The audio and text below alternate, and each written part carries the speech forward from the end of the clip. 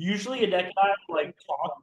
Usually, Nick and I will talk for like, a minute or so before we start recording, but we literally just went into football. So, You said anyway, what were we saying? just what a crazy tournament. The whole tournament overall has just been amazing. It's been about a week now, Yeah, I think, on, and it's just last minute goals, crazy drama. Some issues as well by the looks of it. A lot of cups on the pitch, a lot of people throwing, fans throwing things around. And they're getting a bit of a I like that. I like that. I like disrespect in sports. Like I don't want it to be like a Disneyland PG, PG environment. Like as we talked about, you're there. Like the reason why people love sports is because it's a place for us to vent our anger, to vent our adulation of people, which being too angry is not healthy, and adoring people too much is also not healthy. You know what I mean? And it's this space for all of our toxic traits to be allowed. the best of the And if worst. we start policing it too much, then like it's no then they'll no longer have an outlet, and then we'll start doing it in other places. You know what I mean? So I mean, obviously, like there's a limit. Like I'm not saying there isn't a limit. I'm just saying like throwing a cup, saying some things. Like I'm all for it. I love it. I love how spirited people are. I love the streets. I love the scenes from the streets of Germany of all of the fans. Like I saw a video of like 1,000 Dutch fans like dancing in unison. And I was like, this is great. This is what international football is all about. No, for sure, yeah, definitely. I think somewhere between. I think it used to be called back in the day "Malice in the Palace" in the one US sports team issue where the chairs started flying, Yeah, they're fighting the crowd. I don't think, yeah, we don't want that. But like I said, we don't want it to be yeah, Disneyland either. So there's a safe place in the middle where a few cups, a lot of bit of beer spilled. It's not the end of the world. I remember the second game I ever went to at Old Trafford. I had a guy in front of us had beer poured on him by one of the stands at the top. And he yeah, looked up with a smile on it, like, all right, it'll dry in like half an hour, but we were winning. So it was all in good nature. It was a rowdy part of the stadium. yeah. But No, yeah, like as we both agree, there is a limit. You don't want to get to a point where like you know you're afraid to bring your kids to a game because they might get hurt. Like that's obviously not good. But like spilling some drinks, saying some words, maybe even throwing a punch or two from time to time. I'm all for that. That's just part of that's just part of loving the game. That's just part of loving your team. Again, like we don't want brawls, but I'm just saying like from time to time, like occasionally. like a little skirmish. I'm all for that. Fair enough. Fair enough. But But yeah, yeah, let's start with this Croatia game because I I there's one thing I want to talk about with it, but beforehand, that late goal, Italy was kind of playing the Gareth Southgate strategy a little bit until Croatia, the, got that goal, and then they were just like, oh shit, now we have to score. I'll give Italy credit where obviously you talk about the Gareth Southgate School of Football.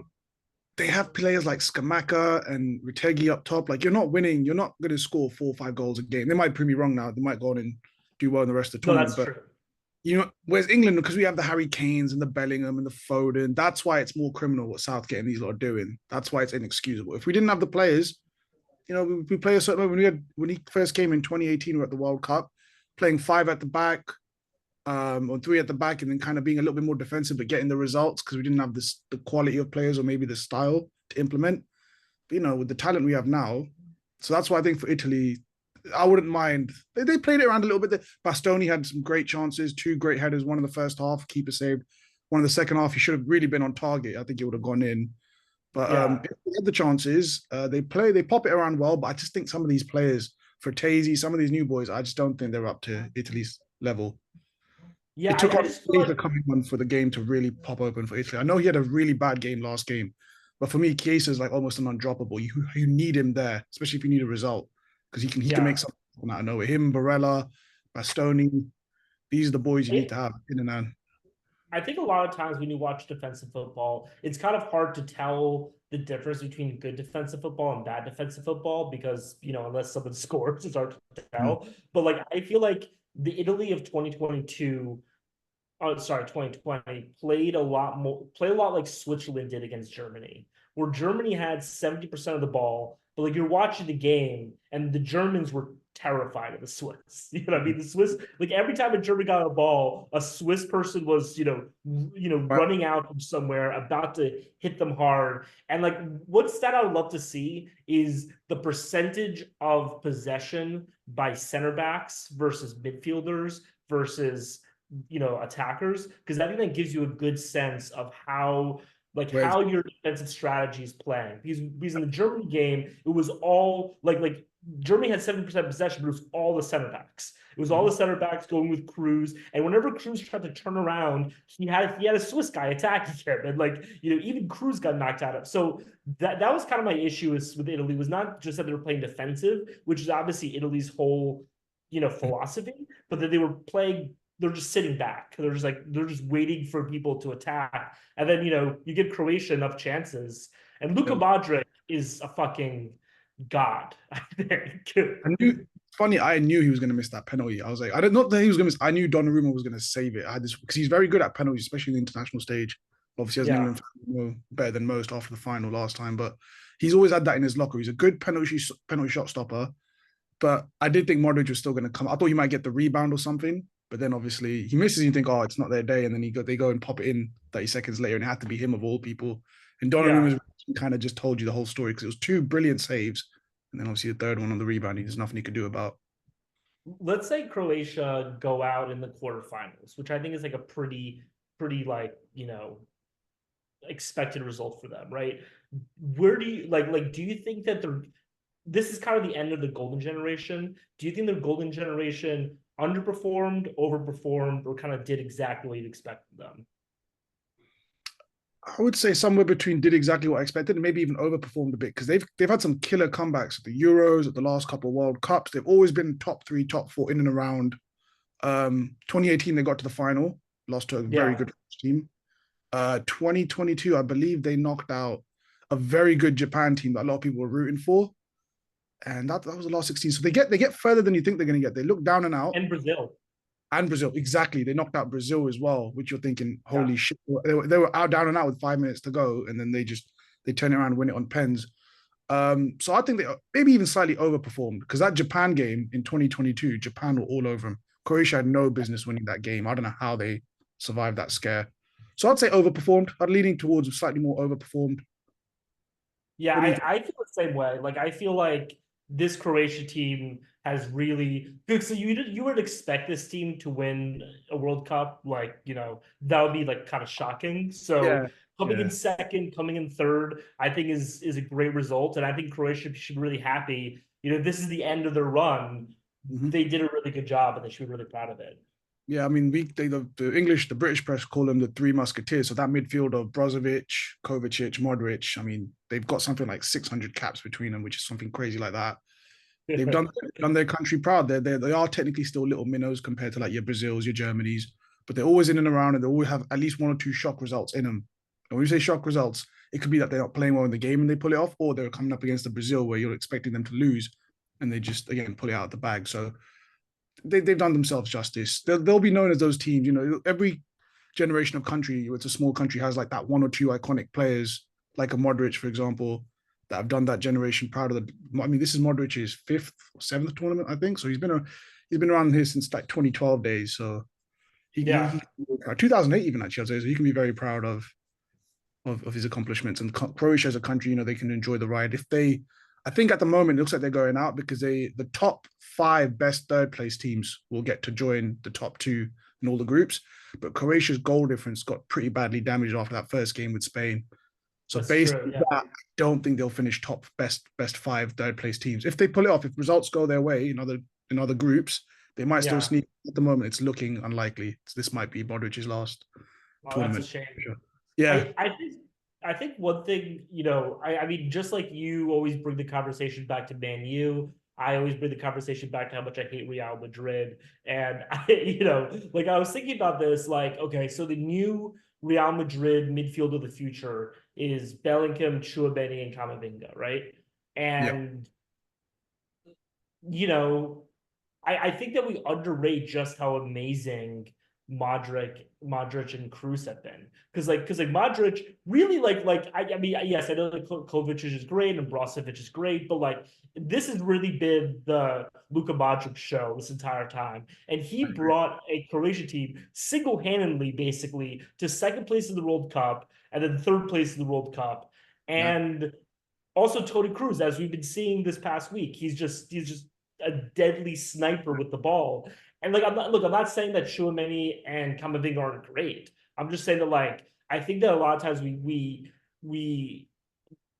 underestimate the role that these amazing role players have and these amazing midfielders have. And as great as Mbappe, Mbappe, Vinny, and Rodrigo are obviously like the three, the best front three. But if Chouameni and Camavinga can't perform at that level, then maybe Real Madrid might implode.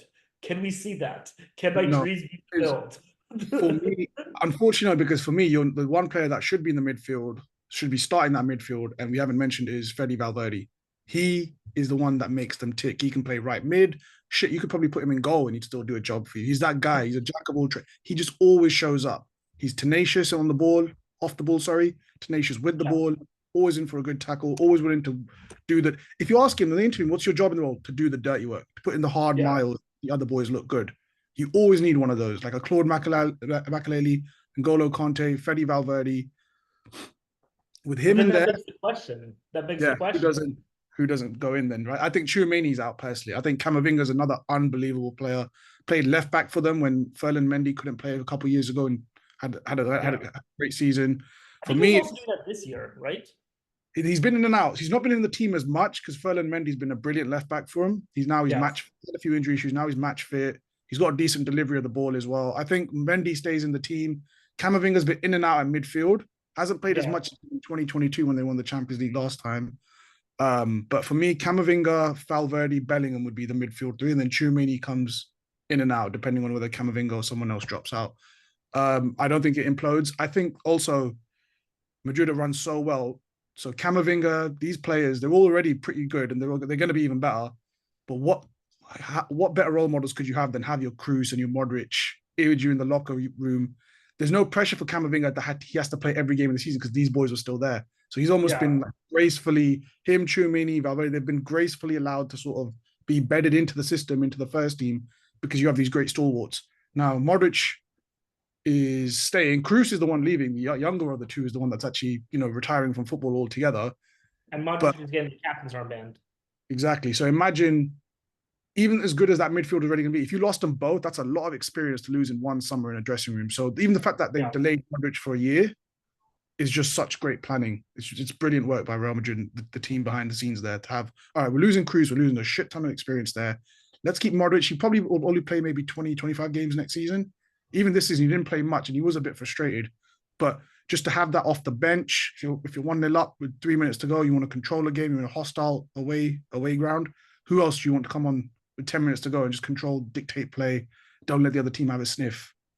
So it's That is the brilliant. interesting thing about someone like Modric is that if you think about it, that is kind of a perfect role, Mm-hmm. like because it's just like you get paid a lot of money because you're still on your old wages, right? You don't really have to play, but like the thing that makes you the type of person that makes a team want to have you in that role makes you the type of person who doesn't want to be in that role. You know what I mean? Like the very people who So would yeah, be put in that yeah. role instead of people who would be, no, I want to go out and play. So it's an interesting thing. Yeah, no, I mean, I keep on hoping that Real Madrid are gonna implode. I think that Real Madrid is gonna be like, do you know much about the Celtics and the Lakers at all in the 1980s? Well, that was Magic versus Bird. So yeah, it's just going to be one or the other. And I think they're the two. Well, Boston just finished down on 18 titles. Lakers on Yeah. 17. Our Warriors, I, at least my Warriors team that I support, thinking, oh, we're winning so many. We only have like 7 apparently. So there's a There's big gap. There's a big gap between top two and the a rest of big the gap. I think that Man City and Real Madrid are going to be kind of the two kind of are. big. If you think about it, though, last 3 Champions League winners, it's been Madrid Yeah. twice and City. So it kind of is kind of between them two. Whoever wins out of Hol- those fixtures tends to win the whole thing. Holland versus Mbappe slash Vidi. Also, there's an interesting dynamic with that because, like, the Lakers team in the 80s was like pretty much all black and the Celtics team was all white. And you look Mhm. at the Man City team, they're very white. And you look at the and then also you have Carlo and Pep, which are just complete polar opposites. But anyway, this is a Euro episode. Let's go back to the Euro. Sorry for sidetracking. What do you think about that Netherlands offside? That was criminal. I remember watching that. So I was in Ireland though this weekend for Irish Paul's fight. He had his PFL debut, got the Oh, win again. nice. Yeah, so I'm a little bit hungover, a little bit worse for wear. But yeah, Friday night we caught it. I thought it was very harsh. Now I can understand the argument for the guy saying the player that was on the keeper's left, that preventing the keeper from. But if you look at the Yeah, pace which Xavi Simons hit that ball, the keeper's never getting down there. yeah. So you can't just look at it. It's not black and white where it's like the player stood in the way. It has to be offside. Did he really interfere? Could the keeper have got down there quick enough? No. Now, so by the letter of the law, yeah, it's offside. But for me, the goal should have stood. It would have made the group a bit more interesting. Netherlands are still top, I believe, on goal difference or something like that. But So here's my one counter to that. So I agree with you. I wanted the goal to stand, especially because I hate France. yeah, it's Um, that team. You want to see you want to see him drop a few points. yeah. Hopefully, Well, I also hate the French as a people. It's a whole thing. Again, like I think I've told you another episode, like Polish people have a whole list of people that we hate in yeah. prioritization. And so obviously I wanted France to lose, but like I think the counter argument to that is this: is that yes, Iron Mike didn't die for it, right? But you can make the argument that he didn't die for it because there was a person there. Like a lot of people make that argument that he didn't even try to go for it, but you can make the counter argument that he He didn't kind try of to go. half he kind of half put his arm down for like a split second, but even then it was already past him. Like there was no. So yeah, you could say, Yeah, oh, why would he go in if the guy was right there? yeah, But if you kind of superimpose from that image the guy out, could he have got down yeah. quick enough? The ball went so No fast, way. so Yeah, so past him so quickly. I don't think he'd have the reactions to do it. He was better off trying it with his left leg than his left arm, really. yeah. Such a low, well drilled shot in the bottom. And Xavi Simons is going to be a very interesting story in the summer in terms of he's told PSG he wants to leave. So I was kind of curious to see, oh, he got the winning goal against France. That's a couple, probably extra 10 million on the price tag. Let's Yeah. see what ends up. So yeah, I still I still think he gets that extra 10 million because everyone thinks that that goal existed. You know what I mean? So like, like it's not like a It hasn't knocked mathematical it. Yeah, thing it where hasn't knocked anything off his value for sure. But Netherlands did well. They were solid. France had a few chances as well. It was a good game. KG a little like bit, but the question is, does it look is it just me or does it look like Xavi Simmons is always on the verge of crying? yeah, Like it might oh, be yeah, that, but like he looks he a little bit always stressed. looks like he's about to cry, and I'm just like, bro, like why are you so sad? Why are you I depressed all the time? I I want to am give him a hug. I am sick of Memphis Depay and his stupid headband. He has done fuck all the whole tournament. Take that goddamn headband off. Like, this isn't basketball. He's got the number 10 on it. This isn't like, basketball players and all that stuff. Just do your job. Wear your little antics, dress up how you want afterwards. At least score or assist a goal. He's done nothing. He's missed chances, if anything. And again, he used to play for United, so my frustration probably pens from back then. But just a lot of Yeah. potential unrecognized, wasted talent. Speaking of which, we actually didn't talk about this last time, so I want us to talk about it now. But Ten Hag getting the extension. What are your thoughts? I'm very happy. It hasn't been done yet, so I'm not celebrating just yet. But given how they treated him or the way the talks were going in terms of like, oh, we're interviewing all these other managers, we've left him in the dark for 3.5 weeks after winning the FA Cup. The fact that they've given him a contract extension is almost laughable. And I'll be shocked if he'll probably take it. But like, if you'd asked me a week ago, I thought, oh, they're going to sack him or he should just leave on principle because he deserves better. No one should be treated like that after the job he's done with such a shit show of a situation. So I'm very happy. The day he signs it, I'll be over the moon. But again, I like this idea of not giving him too much power because like I don't trust every signing he's made. Obviously, he's made some brilliant ones. Martinez is a godsend for us at the back when he's Yeah. match. Anthony, that wasn't the best. Michael's is doing well in the Euros, and the Dutch fans want him to back in the starting lineup, but he Yeah. was a flop. He's been a flop at club level, even in his days at Burnley. So Ten Hag should just His tell middle them name is Maria whose Weghorst. is it, or are you asking, or do you know if it is? So it is, yeah. Or is it? Oh well, I've got no comment there. Then that's but for Sorry, it's me, kind of yeah, funny. I like the idea that Ten Hag knows the position or where he wants to improve the team, and then the football structure that we're putting in place will identify the targets and tell him we're going to try these are our top three options. Just letting you know. So I think a combo of that will work best. So I'm happy that he's getting the extension. I hope they sign it sooner rather than later. I think Kobe Mainu came out the other day and said, "Yeah, we're glad that the gaffer's staying." he's done a lot for him personally and other players like Garnacho. So hopefully there's a few more come through the academy. We have a decent summer and we start the season strong. I mean, I didn't think it was nothing worse than watching this United team this year, but fuck me, England are just not making it any easier. I'm like, how? Like, I was hoping I could root for like Trent and all these other people that I can't usually root Yeah. for 9 months in a year, but Look, and not let's Trent's fault, let's not talk Trent's about fault. Denmark. Oh God, Let's talk about Denmark. Denmark was always going to be a slippery game. It was always going to be a banana peel situation because they were semi-finalists 3 years ago. They're not an easy team. Again, they're similar to Croatia, where it's a small nation. They've had some absolute ballers and they work really hard. So they Yeah. scored the goal. I was watching it at a friend's house on Thursday before I flew out to Dublin on Friday. About 5 minutes before the guy took the shot to make it 1-1, Himland, whatever his name is, he plays for Sporting Lisbon. He's been linked with United. He's a tidy player, around 60 million price tag. I kept telling the boys, I go, watch number 21. We're not tracking him in midfield at all. He's getting in these little pockets. He's having way too much time to spray the passes where we want it. The first 10 minutes before we scored, perfect start. Press him Yeah. hard, get in their face, bully him off the ball a little bit, be a bit more aggressive. Christian Eriksen, he's not a spring chicken. Let's fucking get him off the ball. Declan Rice, let's get some composure and control on the game. And then we go and score. With Sorry, go Christian Eriksen, you just gotta start screaming very loudly. Hopefully, he gets another heart. I was just scared. But then it was a very scrappy goal. But Kane obviously finished it. Good job. He's off the mark here. Great. Another terrible performance, but all right, whatever. Yeah. As soon as we scored, like the first minute after we scored, everyone's 5 yards back, 7, 10 yards back. We're inviting it on now. Why not? Yeah. Why can't, are we? It's only like the first half of the first half. It's only the first quarter of the game. It's not like this is 70th minute where we start losing our legs after scoring. If anything, we should be on the front foot. We should have even more stamina energy for the next. Our tail should be up for the next 5, 10 minutes and try and get the second one and kill it off before half time. We just start inviting pressure. We're getting deeper and deeper. And then literally, lo and behold, what was it, 10, 15 minutes later, the guy just fucking smacks it in off the post, 1-1. Yeah. And then second half, it just crumbled. It was like they were England and we were Denmark in terms of like who wanted it more and who had the better group of players and who had the better belief. We were hanging on at the end. We got lucky in a way. We were hanging on. We could have easily lost that 2-1. Easily. Well, so two things. One, I mean, we all know whose fault that Denmark goal was, and it was clearly my fault for texting you about it. That was 100% on me. I should have done that. Sorry, the nation of England. That's on me. On my bad. I texted him. I should have done that. Sorry.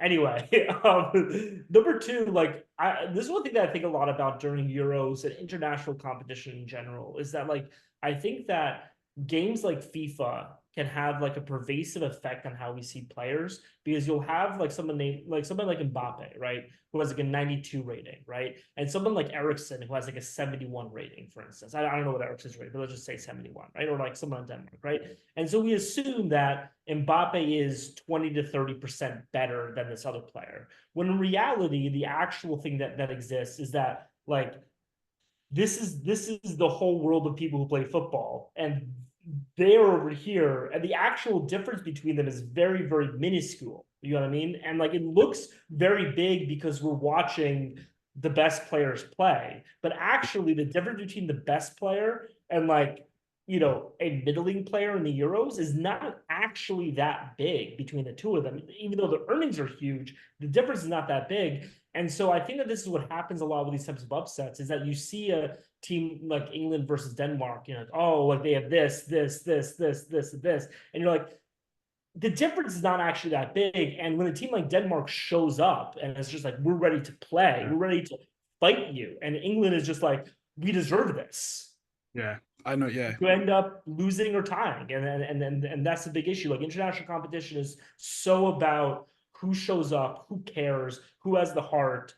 Yeah, especially because there's not a lot of money on the line for these people. There's a lot more money on the line for a Danish player than there is an English player. Because a Danish player can score a really famous goal. Now he gets linked to a club like Juventus. Now he gets clubbed to a club like Chelsea. Well, Harry Kane, like he only has something to lose. You know what I mean? And I think that's a huge accounts for a lot of difference. What are your thoughts? I think there's that famous saying, obviously, it's nothing's won on paper. You know what I mean? So there's like all the stats, but there's things like these intangibles where it's literally, all right, how much did you wake up this morning? How badly do you want it? 100%. Fire in the belly, you ready to play? There's that national bit of pride as well. And Denmark have they've won it in 1992, the Euros back then, when Schmeichel was playing for them. So they have historical pedigree, even though they're not a big country. They have a European Championships. England do not. So if we talk about Yeah, what's on paper, we're already, on the back foot. So, but they've always had like this lot of sort of conveyor belt of players that have played in top leagues, the Premier League, Serie A, and there's some technical players there sprinkled around each generation of the team. This time happens to be Christian Eriksen, a few others, Kasper Schmeichel in goal, son of obviously a legend in Peter Schmeichel, Rasmus Højlund, United young striker up top, causing a menace as yeah, well. So all around the team, there's a little bit of sprinkle of some decent enough talent. And then, like you said, if the hard work, if they come to play that day, you're in for a game. You better show up, which we did for the first 15 minutes. And then as soon as we scored, we turned into the typical. But it's almost like an English curse because over the years now, these great players have come out. The golden generation of 2006, on paper, probably one of the top 2, 3 teams in the world, didn't show up for that World Cup, the one that was in Germany that time. And they've yeah, come out years later and say, oh, it's because, the club rivalries were too much. Like players weren't sitting together talking. So Southgate coming in, the big thing he has done, he sort of steadied the ship. There's no sort of personal club rivalries. Everyone sits together. Everyone eats together. They enjoy playing for England. You ask these big players back in the day, like Gary Neville's, Paul Scholes, they didn't enjoy it. It was stressful going away for the week to go play for the internationals, potentially not get the result, get the stick from the media, come back to club level. Club level just meant that much more. yeah, It didn't help that Sir Alex Ferguson's Scottish, so he doesn't want England to do well anyway. So that I don't think that helped as well. I don't think he was happy sending his players off for every international friendly or whatever. But now with Southgate coming in, the least we could expect is all right. They're all in a safe environment. There's no personal rivalries, no club rivalries. They all sit together. They should be wanting to play for each other. They should really be enjoying it. And 2018, 2021, 2022, we could at least see that. You know what I mean? Like the players were playing with smiles. They had each other's backs. We've kind of taken a step back now for some reason. In this tournament, they say about this good feel factor. The players look scared. They look like they don't trust each other on the pitch. Everyone's kind of shying away. Phil Foden was the only one halfway through that first half that said start. He started we call it he was going rogue. Instead of staying out wide on the wing, he was coming deep into Trent's area. So he was yeah, literally give me the ball and he was trying to spray it and ping it around. Why is that not there? If this is a manager that makes you feel welcome and there's this feel good factor and you'd run through a brick wall for him and for England, why now are we reverting back to those bad habits we had 20, 15, 20 years ago? What's the excuse going to be now? When you ask these guys in 10, 15 years when they're retired, why did you guys never win anything? If they can't say, oh, it was the club rival. They can't have the same excuse the guys from 20 years ago had. So I'll be interested yeah. to see what they say. Well, I mean, I really think that like you hit that point on the head. Like these players, like you compare it to the 1970s, 1980s, where the World Cup was the biggest tournament in the world.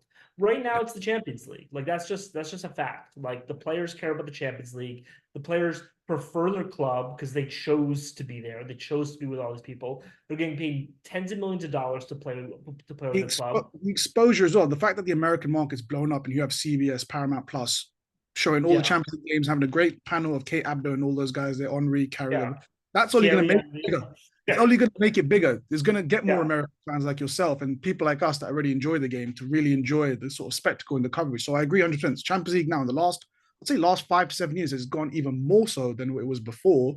And it is the yeah. biggest spectacle in the world.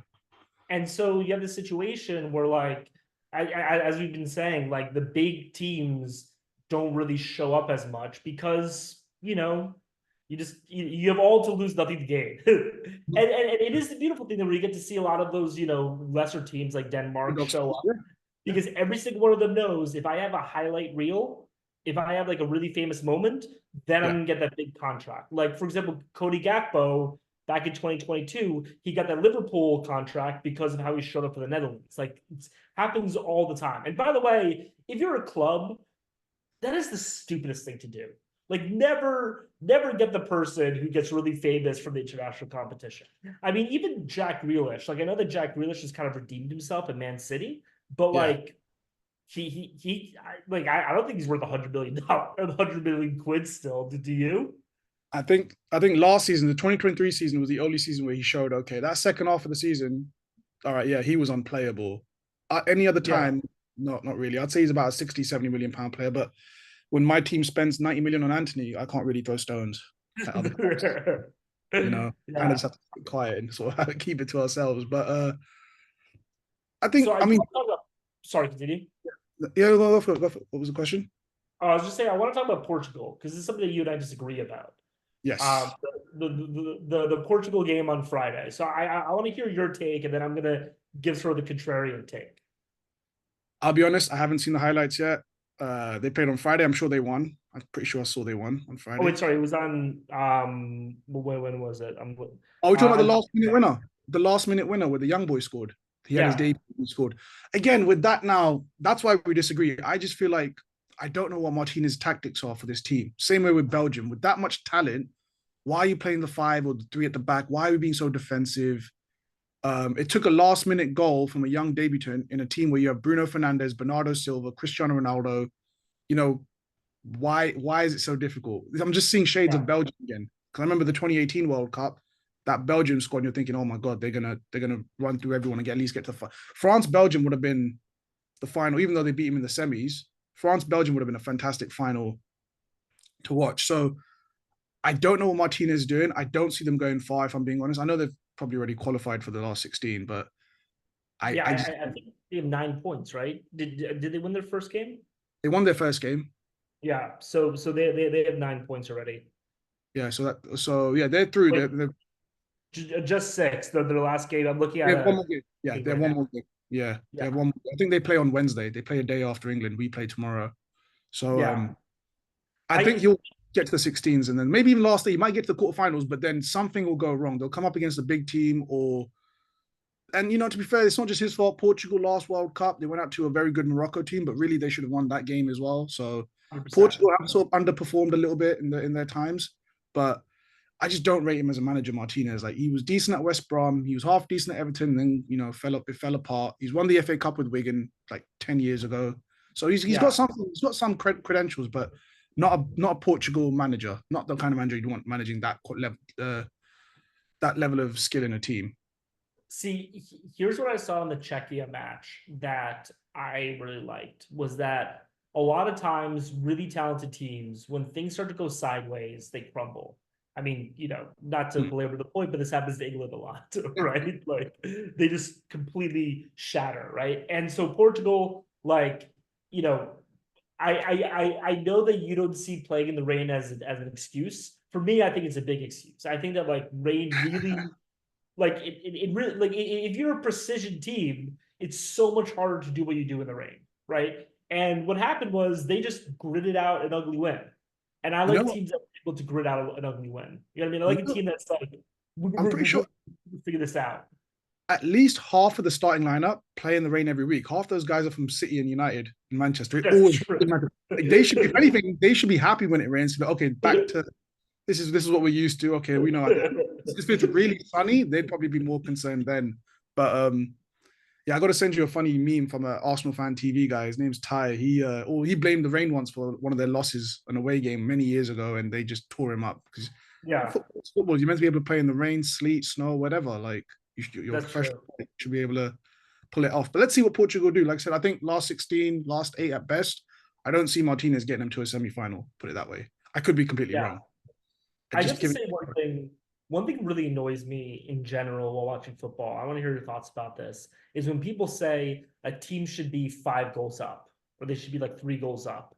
And my feeling on it is always like the thing about football is that you score the goals that you goal that you score. You know what I mean? And like, there's no such thing as a BS goal. You know what I mean? Like those like those goals are just as earned, in my opinion, as other goals because it's so difficult, so tricky. And the thing is that like because football is so random at times, that is why people like Carlo Ancelotti that lead into the randomness are so good in knockout football, and people's like Pep who need everything to be ordered are much worse in knockout football. So when people say like, oh, it's just a crazy chance, it's like, well, no, we have enough history of football that that crazy stuff happens all the time. That the history of football is written by crazy, stupid goals. A guy tapping it his own goal in, like all these types of things. That you should really structure your strategy to accommodate that. You know what I mean? So that's why I don't like those types of things. People see like how many goals you should have. Oh, we had 7 shots on goal with like a 5 expected field goal percentage. It's like, well, you have Yeah. 0 goals. Who cares? I'm Like, not. This was a recent phenomenon in terms of I've only started seeing it the last 3 or 4 years. This XG stat that's on all, I especially hate Premier it. League games. I'm not a fan because for me numbers are great in one way, but like you said, football is its own crazy. Like there's a reason that everyone has superstitions in football because that doesn't make sense. I shouldn't have to wear a lucky shirt for my team to win a game they're supposed to win. But for some reason, that shit's been working, or it has worked in the past. The more you believe Yeah, it, the more it does work. But yeah, this idea of XG. So when you look at if I was watching a game and I'd see, or someone would say, or I would say, oh, we should have been 5-0 up. That isn't like expected goals. That's just the purity of the chance and the person it dropped to. So if Harry Kane, if he's had 2, 3 big chances, I expect him to put them at least one, at least half of them away, just based yeah, on the level of goals he scored, his general talent. Um, if you actually ask a lot of England fans, at least the ones I know, we don't actually rate Harry Kane that highly because we think he just scores penalties and a few tap-ins. Like the Denmark goal, it was the most yeah, typical Harry Kane goal of the last 2, 3 years or so. It's not like him darting into the box on the end of a corner or a delivery, or him taking on 2 players edge of the box and then curling it in. It was came in from the right side, and I believe someone scuffed the shot. Saka's touch, then put in Kane's pathway, and he kind of just curled it in around Schmeichel. Goal to goal, we were happy it went in. We celebrated, but it was kind of like yeah, that's kind of been our tournament so far. It's not been yeah, much beauty in it. So with the idea of being 5-0 up, or the number of goals we expect to score, I can't speak for everyone, but if I was to say that, that would just basically based purely on the level of chances and who it's dropped to. Like if it dropped to like Mark Gahey, who's playing his first international tournament, I wouldn't worry. I wouldn't say, oh, we should have been 3-0 up because if all the chances fell to yeah. him, but he's obviously going to miss a few. But if it's someone like a Jude Bellingham, a Harry Kane, a Phil Foden, we're like, no, they should be putting those away. We should have been. I mean, the Denmark game, really, before Denmark scored, we had about 2, 3 big chances. We only took the one. If we were Yeah. 3 up, would Denmark, would that one goal made a much of a difference? Could we have carried on pushing them forward? So it's just, I hate this idea of, again, we might see it tomorrow again against Slovenia. As soon as we score one, and then we just sit back. And I was telling the friends that day as well, I was like, in a fucked up way, it's actually worse if we score early. I'd rather we just keep it 0-0 and just be on their throats the whole time because we know we need Yeah. to get the goal, and then only score in the last 10 minutes where we then start taking our foot off the gas. If we're going to take our Yeah. foot every time we score, let's just score late. Fuck it. I don't want any early goals then because it's just going to piss us off. Let me ask you a question. Who do you think would be the best team for Gareth Southgate? Like, which international team do you think would be the best suited for him? Scotland. I think he would do well with Scotland in terms of not in a bad way, but just based off how they play. Gareth Southgate's first tournament with England, 2018 World Cup, he did very well with the back five or the back three. Yeah. Scotland kind of that's their MO at the moment. I could even see him doing half decent with this Italy team, actually, if I'm being serious. Teams that play that way and there's no pressure to play that attacking, sexy football that all the England fans want and think we deserve based on the players we have. Southgate Yeah. needs a team where you have one or two, we have a lot of hard workers, put it that way, off the ball, and just one or two bits of talent that can nick you a goal here and there. That's basically what our team's been under him for quite a while. Hard I work, wouldn't even just describe it enough. as sexy because I think sexy diminishes it a little bit. I think it's like it's not that it's not that it's sexy. It's that that's where your talent is. Like your No, entire talent the, is either attack. Like so you there's know. a famous Dutch player. He ended up being a manager in England as well quite a few times. His name's Ruud Gullit. He coined the term sexy football back in the day, Yeah. like, the one touch, the total fault football. So all us fans growing up watching him say those things or watching, hearing that lingo from my older cousins and stuff. That's why we say it as a joke. If I'm playing with my friends five-a-side at the park or where we play on the weekends, and we have a nice goal, 3 touches, and someone finishes away, you start yelling. You hear people, "Oh, sexy football!" So it's kind of more just like a little fan slogan we've picked up over the years. So not sexy football as in like the way you would Yeah. probably, or just it's just a funny term used by the fans when we think we've seen something nice. The Dutch, there was Yeah. a famous Dutch player, he coined it.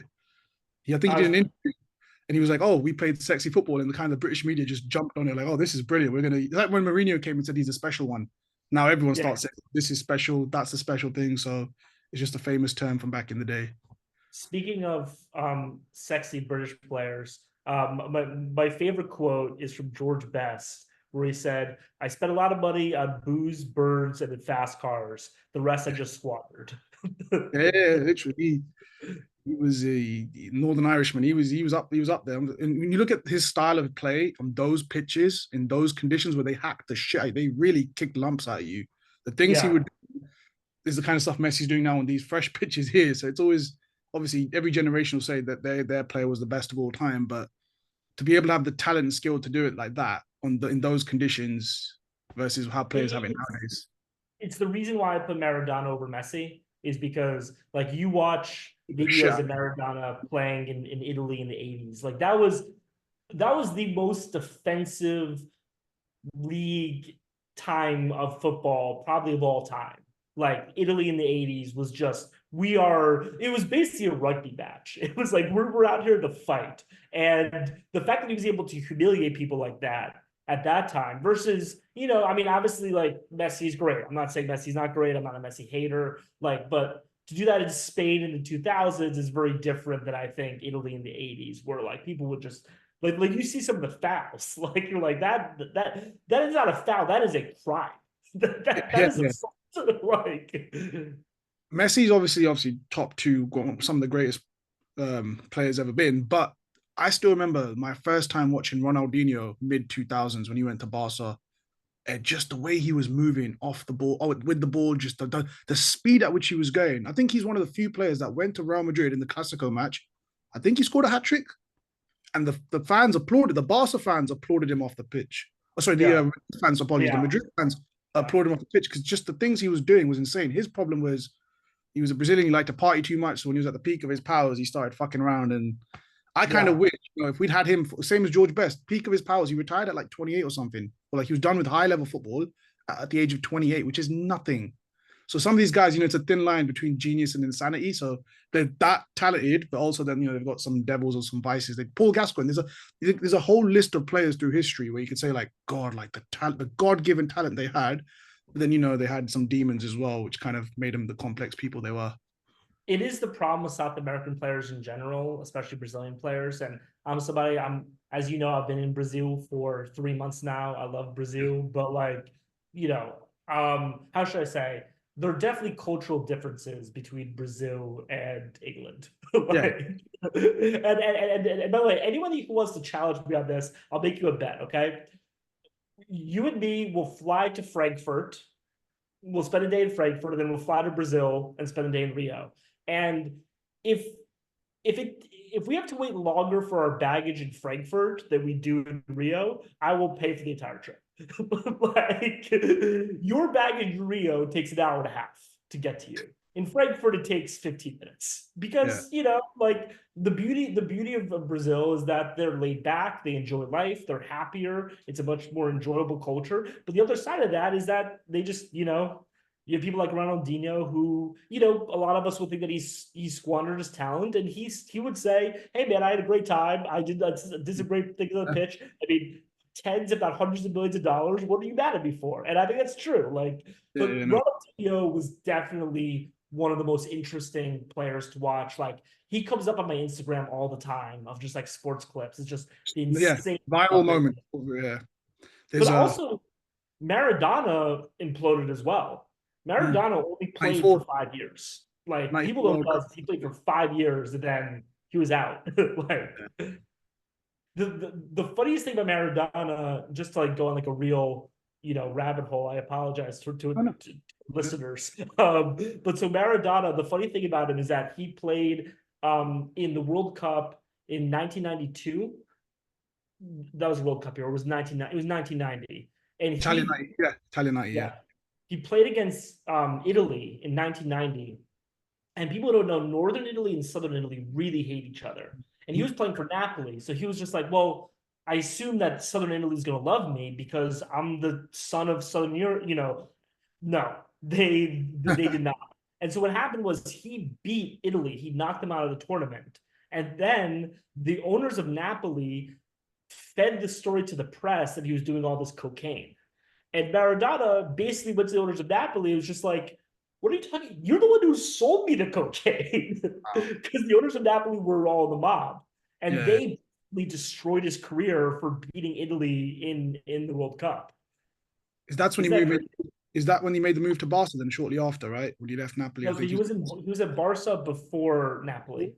okay. Yeah, I always get it. Because I And then remember he like broke his knee or something, and then he was out for a bunch. And he also spent way too much time partying. And then Napoli brought him in '85, and they were just like, "Let's give this guy a chance." brilliant 5 years, won two Scudettos, won the World Cup. Didn't perform that well in the Champions League, but that was a time where the Champions League didn't really mean as much. Yeah, yeah, yeah. Mhm. And then he beat he beat Italy in Italy, and they were just like, we can't have you anymore. He came back. I think the '94 World Cup's the one where he like scored and then like ran to the camera, and then just his expression, the way he was said, like a foaming at the mouth. They were like, "We got to drug test this guy," and then they found, yep, he tested. Literally, they tested him positive just because he couldn't scream into the camera and was just like growling, almost like foaming at the mouth, Yeah. rabid animal. And they were like, "Let's test this guy." Well, so I went to the Pablo Escobar Museum in Medellin, which was actually like right next to where I lived, was like where Pablo Escobar lived. It was an area called El Poblado, which has gotten really expensive recently, but that's a different story. Anyway, so I was in El Poblado, and there was a picture of Maradona there, and I was just like, what the fuck? And they were like, Pablo Escobar kidnapped Maradona to go play football with him in his like home prison. And I was like, I Yeah. don't think you really had to like kidnap him. I think Maradona went on that plane turning really quick. Yeah, that's funny. Um, Imagine Pablo and Maradona on the pitch together playing. Jesus, what a picture! are there any other games you want to highlight from this week? I think the Netherlands Austria match. I think it's tomorrow. The Netherlands Austria match is going to be a real barnstormer, I reckon, because Austria play a very aggressive, very in your face kind of full Yeah. press style. And the Netherlands team with that midfield issue of obviously Frankie de Jong and Toon Koopmeiners not being in the tournament, I'll be intrigued to see how they do with it against Austria. I think France. I can't remember the other team. That's the total Poland. group. France, Poland as well. So I think Yeah. that'll be a tasty game as well. To be honest, Poland's knocked out. Poland has I no don't. chance. So it's just going to be like a 3-0, I think. And then France is going to pull their starters, and Poland is, not going to, because France is not going to want to humiliate them. And then Poland, I think, are going to do the sportsman thing and not, not press when the other team pulls. So I think it's going to be a boring match, to be honest. Fair enough. But yeah, I think Netherlands, Austria will be good. Yeah. Let's see how England do. I'm not holding my breath. I'm sure. Yeah, sure. I'll share the screen right now. Yeah, I think we're playing Slovenia at 8 tomorrow. Okay, let's see. Yeah, Netherlands, Australia, not Netherlands, Austria, England, Slovenia. Yeah. Oh, Denmark, Serbia will be good as well. That'll be a tasty one as well, actually. Yeah. Uh, You got Ukraine, Belgium. that group is fucked. Have you seen that group? Everyone's on 3 points. All four of them are on 3 points. That is the group. Wednesday is going to be a very interesting. This one. They're Yeah. all All 3 points. nuts. So I'm very interested to see how this one turns out. Romania being top, who would have thought? Before the Yeah. tournament, everyone would have thought Belgium, Ukraine, then probably Slovakia, Romania, third and fourth, either way. But Although I need um, to say to Belgium though is that Belgium have been underperformers for a little while now. Lukaku. yeah, well, yeah. So But it's also um, Switzerland, Italy's already been confirmed as the first last 16 game. That'll be a good game as well. Switzerland will get in their face. yeah. Uh, Germany, Spain, Portugal, they're all group winners. There's talk of if England finish second, we end up facing Germany. I don't know how they pair us up, but probably Yeah, Google I mean we can opponents. we can we can look it up. For the next round. I'm not positive, but yeah, that's that. Yeah, so next week we're gonna have more Euro talk. We're gonna start talking about transfers, hopefully. Hopefully we Yeah, start getting markets into start opening up as well. Yeah, United are linked with a bunch of players. We've already walked away from the Branthwaite deal. Apparently, it's too expensive. I'm hoping we get that young centre back from Lille though, Lenny Euro. Great player, but obviously he's a smart boy. He wants to go to Madrid, which is the smart move right now. But Is it though? Like, yeah, because I reckon he'll be like what they did with Rafa Varane. They bought Varane super young in like 2011, and then he was just a stalwart. Was there for like 10 years. I think okay, that they're going to do something similar and say to Lenny Euro, "You're the next Varane," and obviously because they're countrymen, that's an appealing prospect. yeah, They have good relations with teams in the French league. I'm sure they'll haggle over the money, but I would be very shocked if Euro doesn't end up at Real Madrid by the end of the summer. Unfortunately, you guys are linked. yeah. Liverpool are linked as well. I'd rather he goes to Madrid than Liverpool, please. Um, there's a few other transfers. Like there's a Portuguese centre back, Inacio. He came off the bench. I think Martinez still prefers to play Pepe for fair reason. Pepe is still doing a good job. And then there's Ruben Diaz in the centre backs for them. We're looking at midfielders. There's a striker we're kind of in talks with, the Dutch guy Xerxes. I don't know much about him. I can't say I'm really happy with signing him. I think it's just because he's cheap. I think he's only 30 million odd release Yeah. clause. Um, don't know much about him. He had a So good season at Bologna, but it's a big for step. us, Darwin Nunez is apparently playing really well with Uruguay in the Copa America. I know we Oh, haven't talked about it, but America beat Bolivia 2-0 yesterday. oh, Um, really? Okay, wow. that was kind of the impetus for me for saying that, is that like people said it should be 6-0. I was just like, no, like, you earn the goals that you get, everything. Like if you miss it on the goal line, that's just as bad, in my opinion, as missing a pass from the center back. You know what I mean? Like it doesn't matter where you miss it. If you miss it, you miss it. But anyway, that's a different thing. I think America, like I hope that, because right now they're kind of dipping their toe in with CONCACAF and CONMEBOL, where Mhm. they're like kind of bringing some teams. I want to have like a full-on merger. I mean, this is kind of my theme with everything, is I want more mergers between international competitions. I think America is pretty clearly the third best team in the Western Hemisphere. There's Argentina, Brazil, and then America. Uruguay is obviously really good, but I think that we beat Uruguay. We're playing them on Sunday, so we'll see if Okay. I'm right. Ooh, that'll be a Um, tasty game. the thing about our squad, I think, as kind of like our big problem, and I'll pull up uh our squad right now, is that we really do not have a defense. Like if our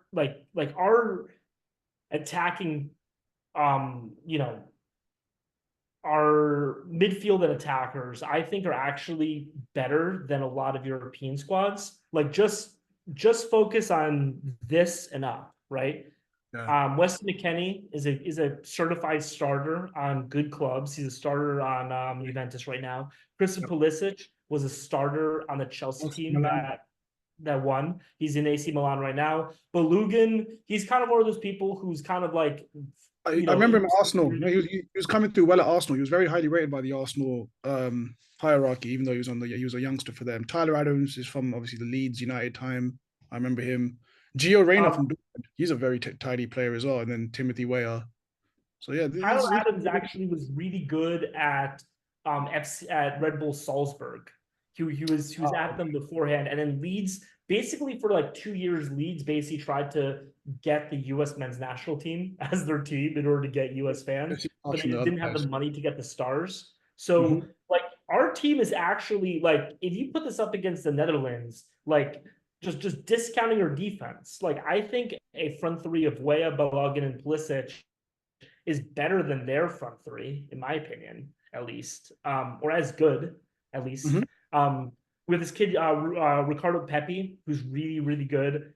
Johnny Cardoso right now is in La Liga, like kind of like working his way up. So all this to say, like, one thing that I really want is a US team. Like I really want the United States to start loving soccer so that we can have all of our best athletes play on the men's national You- team so that we If can you, win. if you But if you scroll down for a second, number 19 on your lot's bench, is that Haji Wright from Coventry? Because he scored a lot of goals if that's the kid.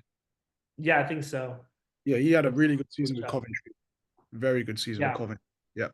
Haji Wright. I didn't know he was American. Shit. Okay. Yeah, you guys Well, have good players coming through then. the big problem is that a lot of these players aren't American. Like they really aren't. Like there are a lot of teams that do a lot of, like, crazy stuff, but we are the worst at it. Like Balogun, I think he's the first time he stepped foot in America was playing for the U.S. men's national team.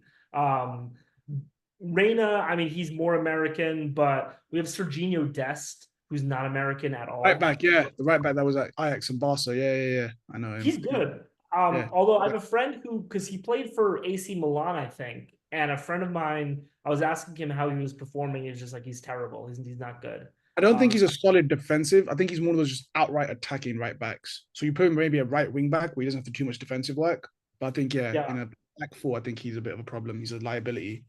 he's kind of like a worse version of Wow, I can't believe I can't remember the name. Who's your right back in England? Not TAA. Walker? Yeah.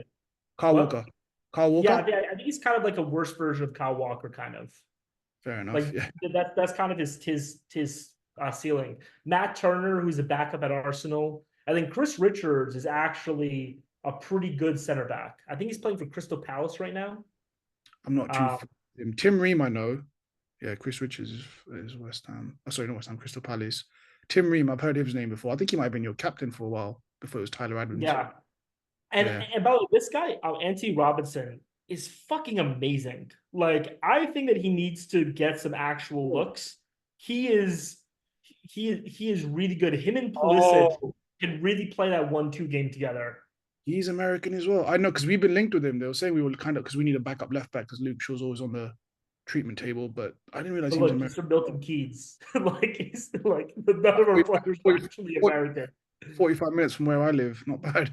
Anthony Robinson. Uh I think he yeah, is. it's like let's see how he's claiming America.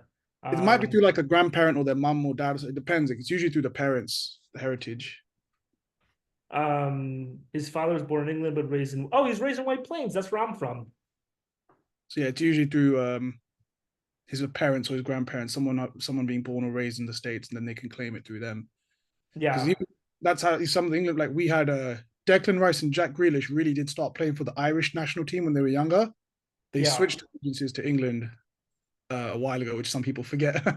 um, and then One thing there's that's kind of ironic with Raheem Sterling is that Raheem yeah, Sterling claims British citizenship through his like mom or something because he was okay, born in Jamaica, right, yeah, but yeah. he actually grew up in England. Like he actually, because he went to academy at 11. You know what I mean? So it's like he like in real terms, he's actually just as English as anyone else because he spent most of his life in England. But And that's why we, even though it wouldn't have mattered because Southgate wouldn't have played the right formation, but like if Jamal Musiala had picked England over Germany, he'd represent England in the under 21s or youth level. You'd have yeah, him and Phil Foden. You have such a stupid amount of talent, but we'd still somehow fuck it up somehow. So it doesn't matter. yeah, a lot of people like Balogun or Balogun. I don't even know how to say his I didn't know name. he. I didn't know he came under the American thing. I was wondering why we hadn't seen him in the England ranks because he was very highly rated at Arsenal. Um, I We think recruited him 2 years ago. he was on loan. I think in the French league last year, the year before, and he scored like 20 goals in the French league. I think if I'm thinking it's the same person. Yeah, he's Yeah. he. Oh, he's from Monaco. Monaco is like number two right now in France, right? So he played for Monaco, but I think he played for another French team as well, maybe the year before. But he had a Yeah, very good Monaco's time. number two. He had a very good season in the French league. He scored a fair few goals. I think he was in double digits, definitely in double digits. So he did well. Yeah, so he was in England and then he switched to the United States last year. He's under 21s.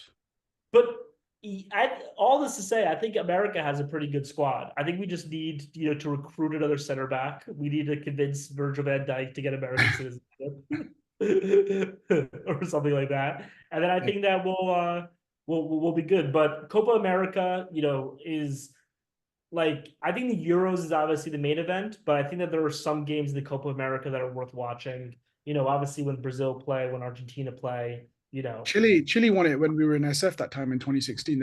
I think they had won it or they were retaining the title, and they had a very good squad back then. I remember with Sanchez, Vidal, and a bunch of these guys. So I always remember watching the Euros in the mornings and then this Copa America later in the day. It was at the pub for 12 hours.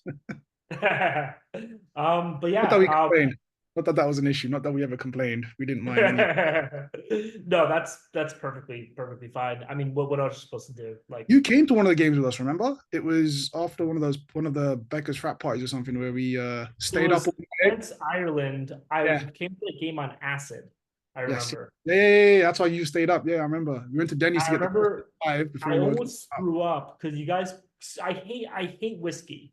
Like I think everybody has one hard liquor that they can't drink.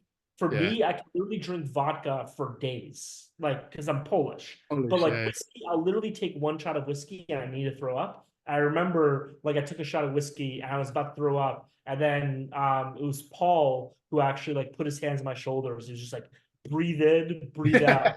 Yeah, I was just like, mate, like it was just like breathe in, breathe out. I was like, okay, fine. And then I didn't throw up, so that was nice. But I hate whiskey, is the point. I mean, yeah, I'm the worst person to drink with. And if you don't like whiskey, 'cause that's all that we were. I mean, that morning because we had the coffees, we bought the coffees, and then we had the whiskey from Yeah. the. Yeah, yeah, yeah. Fair enough. Um, but yeah, one last thing. We obviously need to bring you on Haterade because that's Oh, okay. Yeah, that's blowing up. I'm shocked by it, but people seem to like it. I'm not So surprised. I'm definitely not surprised. I couldn't not watch it. Like honestly, I played back a lot of parts of it. So like an hour 55 only feels like 35 minutes, but really I spent 3 hours watching because I was playing on it. What did he say? Do you know what's funny? So VJ at one point texted me the name of a person, and I was afraid that that would have shown up on the screen. So I went and I rewatched the recording just to see, just make sure it didn't show up. And I ended up watching for 45 minutes. I was like, literally, Easy it's listening. It just pretty goes on. tough. You want to hear what's saying next. Yeah, yeah, yeah. It's good. Yeah. When you Yeah. guys normally on a Wednesday or Tuesday? When do you guys normally record? Dude, VJ is such a little fucking bitch, man. VJ just fucking, you'll just Okay. like be Busy like, guy. He's oh, got a lot going on. tomorrow, oh, next week. So we're doing it Friday this week. But then we'll invite you on the next one. Yeah, no problem. Yeah, yeah, I'm And traveling. that'll be a good way to get VJ to do it. You know what I Yeah, mean? I told him he has to commit to it. Like, just do it. Like, if anything, like you'll just have a good laugh, and if it blows up, it blows up. But I Yeah. expect with his opinions, I'm like, you have to just go and let the world know what you think. I'm pretty sure people are here. Let's see. Yeah. No, All I'm right, glad. dude. It was a great time as always. Until next week. And Sounds. Take it. sayonara. Oh, yeah, have Wait, a good one. actually, I have one last thing. I'm going to stop the Sure, recording. sure. Yeah.